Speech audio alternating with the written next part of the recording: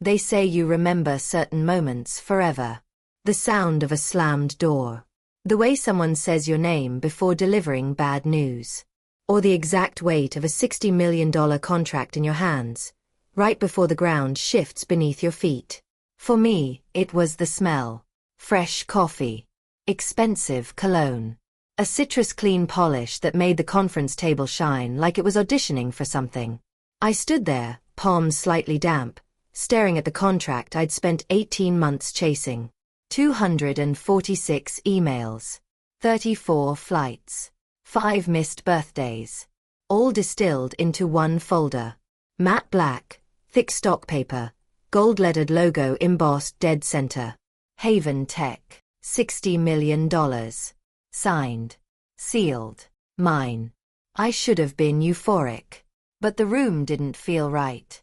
The air had a stillness to it. Not calm. Controlled. Like everyone knew something I didn't. Then they walked in. Grant Ellison, our CEO. Perfect silver hair. Italian suit. The kind of man who never had to raise his voice to own a room. And behind him, like a shadow with red lipstick, Kendra Rowe, my VP. The woman who had contributed exactly nothing to this deal, but always found a way to orbit the credit. I smiled anyway. I'd earned this. The long hours, the sleepless nights, the flights so turbulent they bruised my knees. This was mine. But Grant didn't look at the folder. He didn't look at me. Naomi, he said, voice tight. We need to discuss some restructuring. I felt my smile hesitate. A flicker. A fault line beneath a perfect surface. Kendra didn't speak. She didn't have to. Her smirk said enough. Grant sat at the head of the table and slid a folder toward me. Not the one I'd brought. Another. Thinner. Colder. We're taking the company in a different direction, he said, eyes flat. Your position is being eliminated. Effective immediately. Just like that. 18 months of work. Gone. Not even a thank you. I stared at the paper. I read the words but they didn't mean anything. Eliminated. Like a typo. Kendra will be taking over the Haven Tech account, Grant continued, already moving on. She has the executive presence we need at this level. Executive presence. Translation. She looks good in a blazer and graduated from the right school. I looked at Kendra. She smiled like she'd just won a game no one told me I was playing. And strangely, I didn't panic. I didn't cry. I smiled. Because in that moment, I realized something they didn't. They thought the deal was theirs now. They had no idea what they'd just broken. 2 weeks earlier I sat in a minimalist office high above the city, rain tapping against floor-to-ceiling windows like a warning I didn't yet understand. Across from me, Zaria Knight, CEO of Haven Tech. No suit. No heels. No ego. Just a woman in black jeans and brutal honesty. We're ready to sign, she said, sliding the papers forward. Then she paused. But I need to know you're managing this. I blinked. Me personally, she nodded. Her stare didn't waver. This is a $60 million bet. I'm not handing it to some random suit who shakes my hand and disappears. I need your word. I hesitated. Grey Rock Systems didn't work like that. Sales closed the deal. Handoff followed. I'd be replaced by some shiny account manager before the ink dried. But something about her tone, her conviction, it felt more binding than the contract itself. You have my word, I said. And I meant it. We shook hands. No cameras. No champagne. Just 2 women sealing something real. And I never told anyone at Grey Rock. Because deep down, I knew. That promise was my insurance. Back in the boardroom I signed the termination papers with steady hands. Closed the folder. Stood. No begging. No anger. Just silence. Because sometimes silence is the loudest screw you of all. As I walked out, I caught Kendra's reflection in the glass, already sliding the Haven Tech folder toward her, fingers like claws on velvet. She didn't even wait for the door to close behind me. What they didn't know, 3 days before the signing, I'd walked past Grant's office. The door was slightly open. Too open. And I heard them. She doesn't have the background, Kendra said, her voice dripping with condescension. Haven's execs are Ivy League. Naomi went to, what? State College. I froze. The board's concerned, Grant replied. She's competent, sure. But not at their level. We need polish. I'll handle it, Kendra offered. I speak their language. I felt something cold and ancient rise in me. The kind of rage that doesn't scream. It simmers. My degree. My background. My life. Not good enough for their glassrooms. But good enough to do the work. Good enough to chase the deal halfway across the world and bleed for it. They'd planned this. They were waiting for the ink to dry so they could shove me out of the frame and take credit for the photo. And I let them. Because sometimes, the only way to expose rot is to let it bloom in public. Back at my apartment that night, I fed my cat. Microwaved leftover pasta. And deleted Grey Rock's number from my phone. My career, shredded. My name, erased. My future, question marked. And then, my phone buzzed. A text from Zaria. Looking forward to seeing you Monday for kickoff. My team's excited. I stared at the screen. They hadn't told her yet. Of course not. The signing ceremony was scheduled for tomorrow. They'd fire me today. Celebrate the deal tomorrow. Then drop the news after the ink was dry. Unless I told her first. One text. One sentence. And their entire house of cards would come down. My thumb hovered over the keyboard. But then, I stopped. Some truths don't need help. Some lessons are best learned the hard way. I put the phone down. Smiled to myself. They have no idea what they just lost. And in exactly 18 hours, they'd find out. The rain hadn't started when I got to her office. Just clouds, thick, bruised, threatening to spill something. Zaria Knight didn't like to waste time. She didn't offer water or small talk. Didn't pretend to be charmed by my pitch deck. She sat across from me in a sun-drenched office that looked more like a meditation studio than a tech empire. Bare floors. Open shelves. No plaques. No awards. Just a single white orchid and a view of a city that never stopped performing. This deal, she said, fingers interlaced, is the biggest risk I've ever taken. I nodded. And I know the product works, she added. I've read every proposal. I've had my analysts dissect your system down to the screws. Then she leaned forward. Her voice lowered, like it needed space to be heard. But I don't trust Grey Rock. I froze. Just slightly. You don't? No. She smiled, tight and deliberate. I trust you.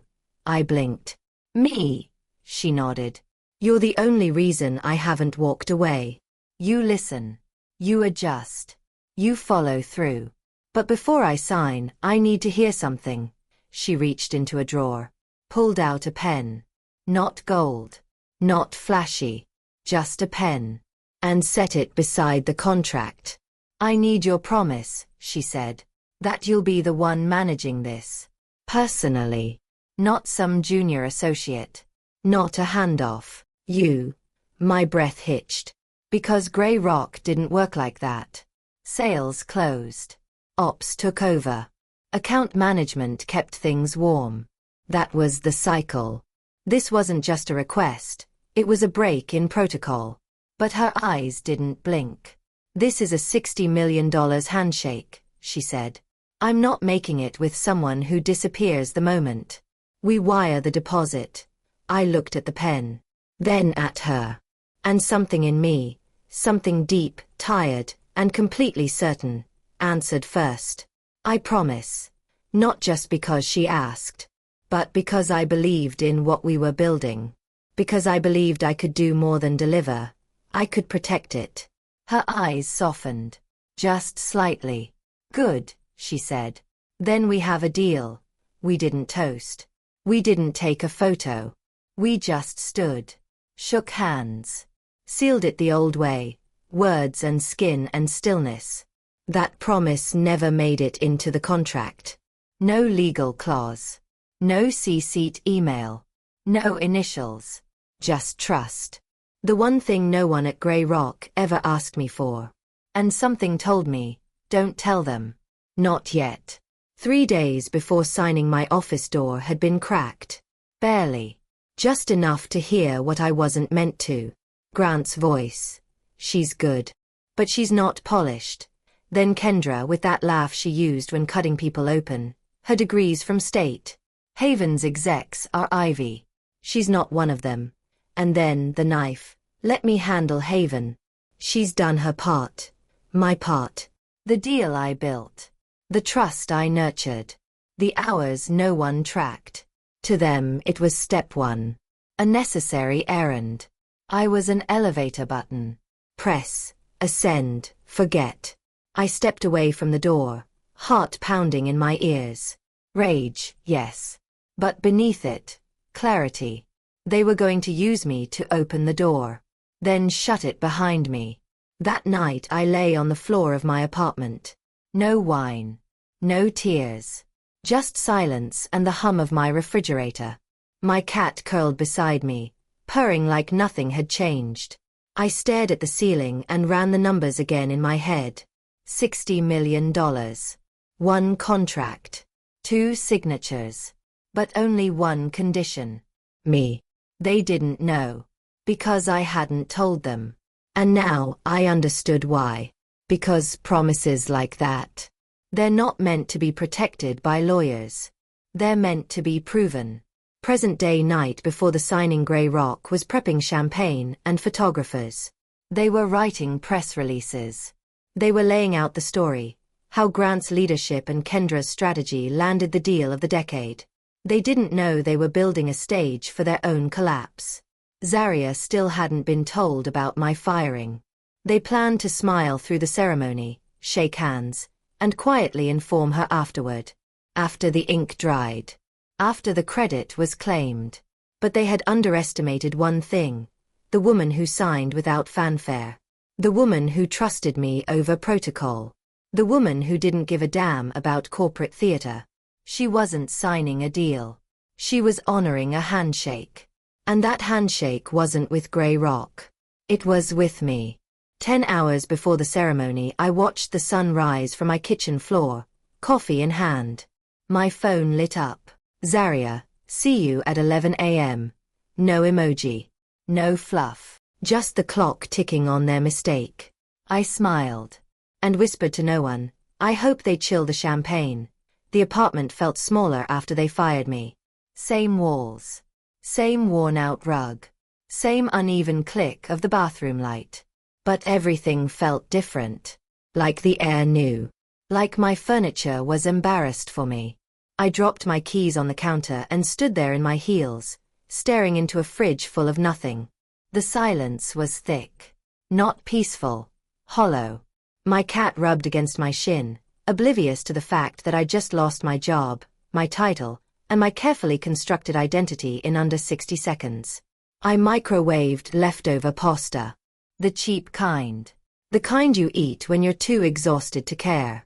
But tonight, it tasted different. It tasted like freedom. Because for the first time in months, no one could call me at 10 p.m. demanding a quick update. No one would CC me on an email thread designed to shame me quietly. No one would forward my deck to their manager and say, just some rough notes I pulled together. I sat cross-legged on the couch, still in my expensive blouse and blazer. A contradiction on legs. The severance package sat untouched on the table. 6 months' salary. A bribe. A hush payment. Don't talk about what we did. Don't explain what we took. Just disappear politely. My phone buzzed. I expected another robotic, we wish you the best in your future endeavors. But it wasn't from Grey Rock. Zaria. Looking forward to seeing you Monday for kickoff. My team's excited. I stared at the message for a full minute. Then I laughed. Once. Out loud. Sharp and sudden. They hadn't told her. Of course not. They were going to smile through the signing ceremony tomorrow, pop the champagne, Pose for photos, collect the praise. Then tell Zaria. Then say, Naomi's moved on, but don't worry, Kendra will take care of you. They had no idea what Zaria would do with that. I did. Because I'd seen her face when she said, I trust you, not your company. I'd felt the weight of that handshake like a signature written in fire. My fingers hovered over the screen. One message. Just one. And I could blow their entire plan wide open. But instead, I put the phone down. Some betrayals don't need to be exposed. They just need to be watched. Saturday morning I woke up late. No alarms. No back-to-back meetings. No fake smiles or coffee-fueled panic. Just light spilling across the floor and the sound of a city that didn't care what room I'd been kicked out of. My yoga mat waited in the corner. I moved through the poses slowly, letting the tightness in my shoulders unravel itself. When I finished, my phone had 12 missed calls. 23 text messages. All from grey rock numbers. I didn't rush to open them. I made tea, fed the cat, watered the plant that was mostly dead but still trying. Then I read them. Where are you? You need to call us now. The client is refusing to sign. Zaria won't speak to anyone. She's threatening to walk. And then, you dropped a bomb in the boardroom. Marcus. Grey Rock's legal counsel. The only person in that building who had ever spoken to me like I mattered. I pictured him, glasses slightly askew, clutching a tablet full of HR policies while everyone screamed over each other. Chaos. I smiled. Then my phone rang. Grant Ellison. I let it ring twice. Then answered. Naomi. His voice was strained, like he hadn't slept. There's been a misunderstanding, he said. I didn't respond. Zaria is refusing to sign without you, he continued. She says the deal was with you, personally. This is extremely problematic. I sipped my tea. Sounds like a Grey Rock problem, not a Naomi problem. He inhaled sharply. We need to fix this. Can you come in? We can discuss your position. I laughed softly. My position was eliminated, remember? Effective immediately. Silence. Then, name your price. VP title. Direct report to him. Corner office. The works. I looked down at the chipped mug in my hands. For 5 years, I'd bent myself into shapes to be seen. Worked twice as hard to be taken half as seriously. Now they were begging. You know what's funny, Grant? I said. Yesterday, I wasn't good enough. Today, I'm suddenly invaluable. We can make this right, he said. No, you can't, I replied. You didn't value me before. You only want me now because you're bleeding. Naomi, please, good luck with Haven, I said. Zaria's not a woman you lie to. Then I hung up. Blocked his number. Sunday morning my doorbell rang. I peered through the peephole. Zaria Knight, in jeans and a hoodie, holding a bottle of tequila like a peace offering. You should have told me, she said as I opened the door. I stepped aside to let her in. Would it have changed anything? I asked. She shook her head. No, but I could have brought popcorn.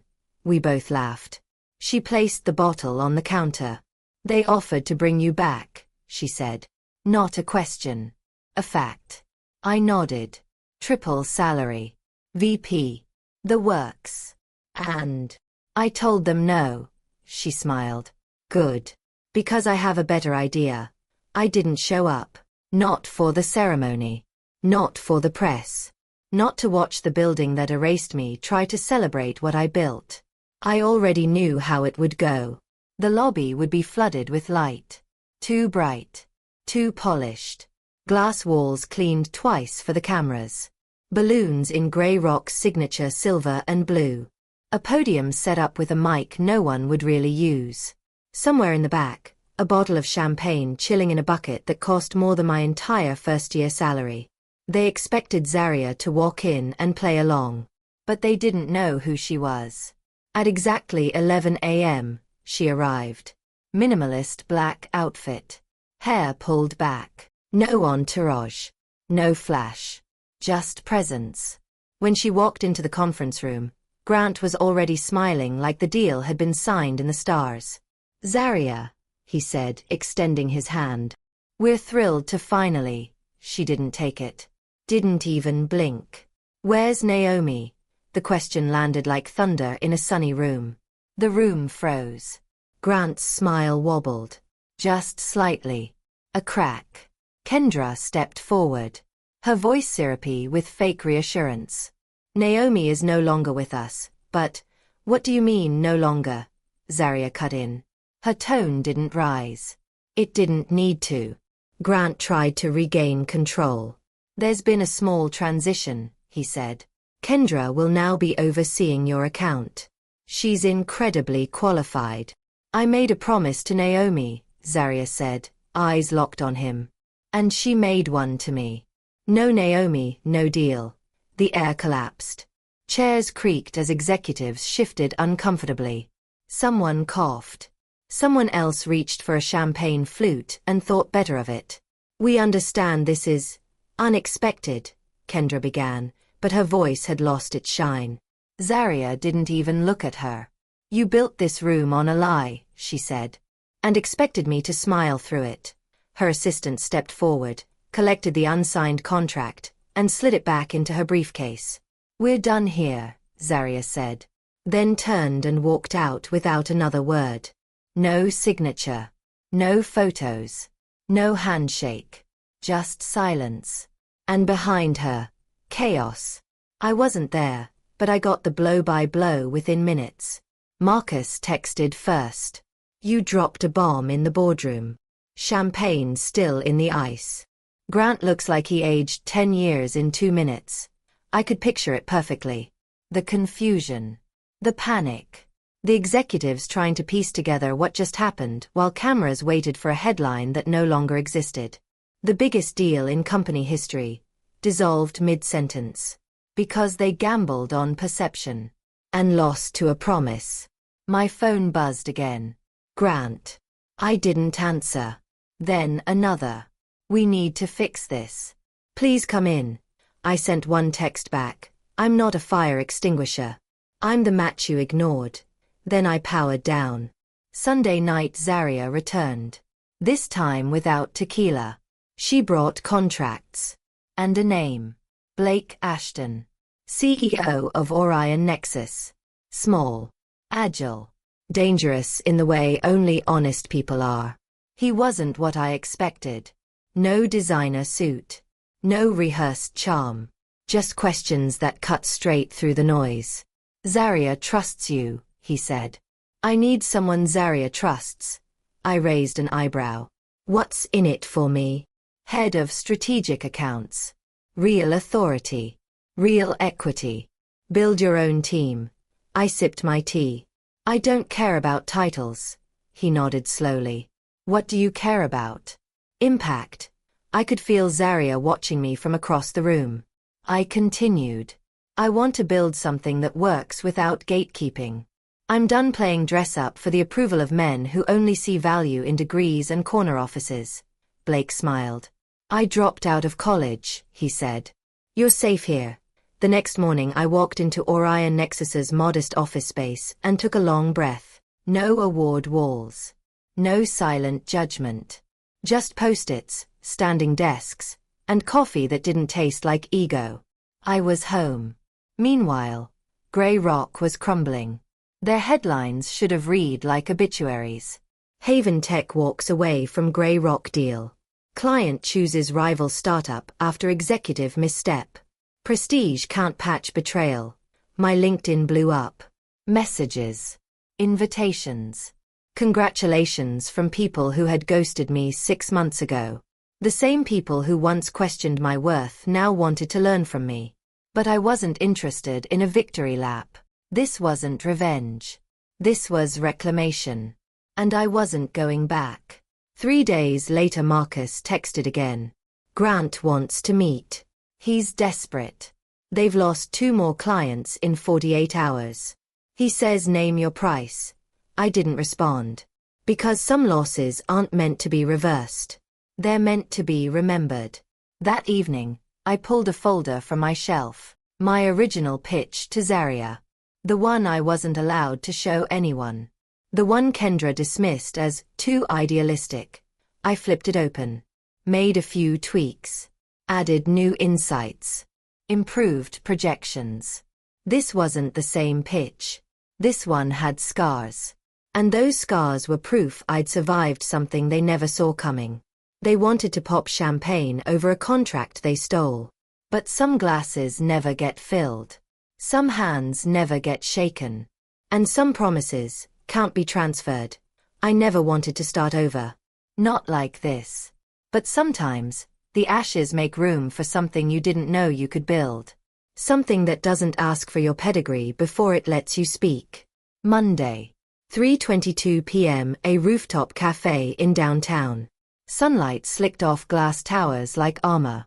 I sat across from Blake Ashton, the man Zaria said could turn the fallout into a foundation. No tie. No watch. Just a button-up rolled at the sleeves and a focus that didn't waver. Zaria says you're dangerous, he said after we ordered. In a good way, he smirked. In the way that breaks old systems. I didn't smile back. Not yet. His company, Orion Nexus, was small. Nimble. No mahogany desks. No elevator pitch made for stockholders. But he wasn't here to charm me. He was here to recruit a storm. Grey Rock's trying to patch a ship that's already sinking, he said. We're not patching anything. We're building new boats. I stirred my tea. And you think I'm a shipwright? I think you're the reason Zaria burned the map. The waiter brought drinks. Sparkling water for him. Iced tea for me. No alcohol. This was business. And yet it felt more honest than any boardroom I'd ever walked into. Why me? I asked. Blake leaned forward. Because you didn't just walk away from a $60 million deal, he said. You took it with you. He studied me. That's not luck. That's leverage. I didn't answer. He continued. I need someone who can do what you did. Not just close clients. Keep them. Anchor them. Earn trust without buying it. He paused. Zaria trusts you. I trust Zaria. So by extension I trust you. I exhaled slowly. I was tired of being someone's extension. What's the offer? His tone changed. Crisp. Direct. Head of strategic accounts. Full control. Equity. Real equity. Not the fake kind that vests when you're too burnt out to enjoy it. I shook my head. I'm not interested in a title. He nodded. What are you interested in? I looked out over the skyline. In the distance, I could see the Grey Rock building. Still gleaming. Still tall. But suddenly, small. Impact, I said.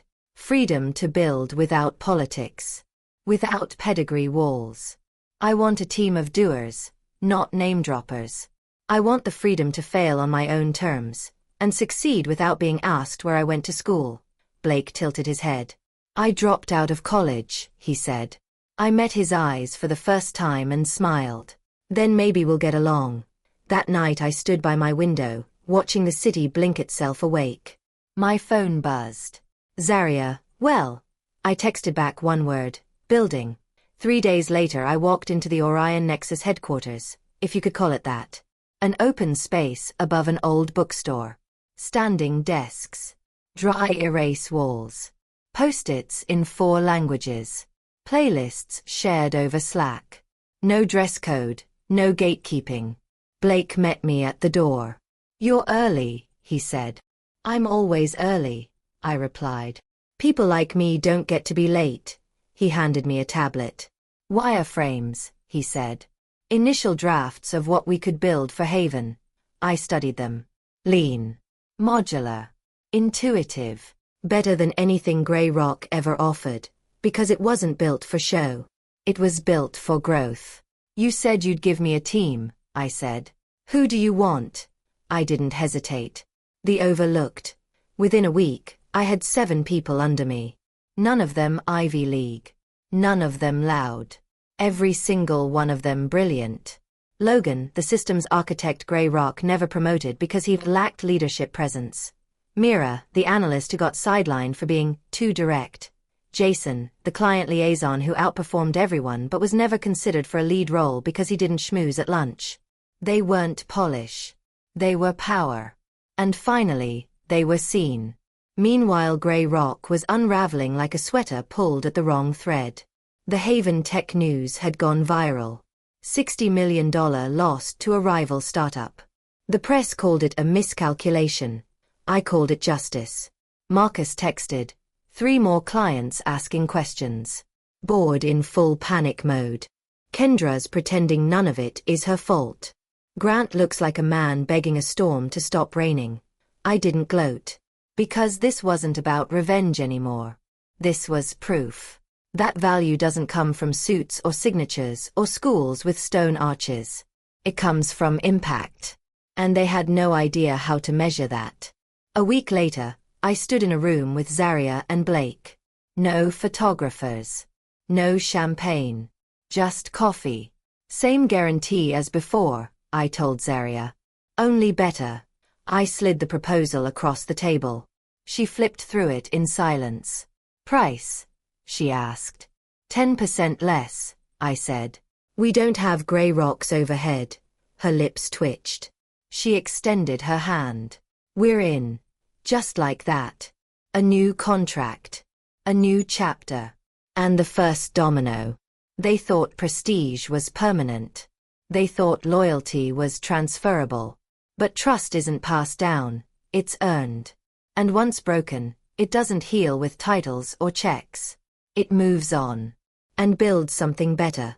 They came crawling back. Not Grant himself, not at first. Cowards delegate their apologies. First it was someone from HR. A soft-voiced woman who just wanted to check in. Then a VP I'd only met once at a company mixer, who called me buddy like that word had ever been true. Then an email. Subject line, let's reconnect. I didn't reply. I was building something better. And the thing about building. It's loud in all the right ways. 2 months later our team landed 3 new clients. None of them worth 60 million, but all of them loyal. The kind of loyalty you don't win with golf invitations and leather portfolios. The kind that's earned over late-night problem-solving, brutal honesty, and delivering exactly what you promise. Every contract that came in felt like oxygen. Not just survival, proof that we were worth what the world tried to discount. Then, finally, he showed up. Grant. In person. I was at a tech summit. Keynote speaker. Packed room. Buzz in the air like a storm behind glass. He waited until after. Waited until the applause died down. Then cornered me near the exit, like we were old friends who just needed to clear the air. He looked smaller than I remembered. Still wore the same watch. Still smelled like confidence mixed with desperation. Naomi, he said, smile thin. You've really made waves. I nodded once. He shifted. I want to talk about the future. I said nothing. Grey Rock's restructuring, he added. There's room, real room, for someone like you now. Partner track. Equity. Full creative control. Name your number. He was offering everything he once told me I didn't deserve. But it wasn't flattery. It was fear. I stepped closer. You're losing clients. He didn't answer. Your board is bleeding. Your headlines are viral for the wrong reasons. And now you want the woman you fired to patch the hole you drilled. He swallowed. I made a mistake. No, I corrected. You made several. He tried again. This isn't personal. This is business. I leaned in. Lowered my voice. Business was the excuse you used to make it personal. He opened his mouth, then closed it. And then I gave him the one thing he wasn't ready for. Peace. I forgive you, I said softly. But then added, I'm not coming back. A week later they tried a different strategy. A buyout. A sealed envelope, delivered by courier, with an offer so absurdly high I read it twice just to make sure it wasn't a joke. 7 zeros. They were trying to bury what they couldn't rebuild. I called their lawyer myself. I don't need your money, I said. I already have something you'll never get back. She paused. What's that? Trust. Orion Nexus kept growing. We hired interns from overlooked schools. Gave them mentorship, not micromanagement. We launched a new product line, built with intention, not just revenue in mind. And one day, during a strategy meeting, Mira leaned back in her chair and said, "You know what I love about this place? You don't need a pedigree. You just need to show up and mean it." I nodded. Because that's all I ever wanted. Not power. Just a place where work spoke louder than legacy. Months later I stood in front of the mirror. Same face. Same fire. But different eyes. Not searching anymore. Not asking for permission. My phone buzzed. A calendar reminder, keynote, building when they doubt you. I was about to walk onto a TEDx stage. Me. The woman they said wasn't polished enough. I wasn't nervous. Because I didn't need to impress anyone anymore. Just tell the truth. On stage, the lights were warm. The crowd leaned in. And I told them the story. About the promise they dismissed. The handshake that mattered. The champagne that never popped. The job they stole. The worth they couldn't measure. And I ended with this. Some things aren't for sale. Not your silence. Not your soul. Not your worth. And the people who try to buy them. They were never rich enough to deserve you anyway. The applause came slow at first. Then louder. Then unstoppable. Not because I was brilliant. Because I was real. Later that night, as the city buzzed around me and the rooftop wind cut gentle through my jacket, I thought about the version of me who once begged to belong. And I whispered to her, "You don't have to prove them wrong. Just prove yourself right." Some empires crumble. Others evolve. But the strongest are built from the ground up, by hands no one saw coming.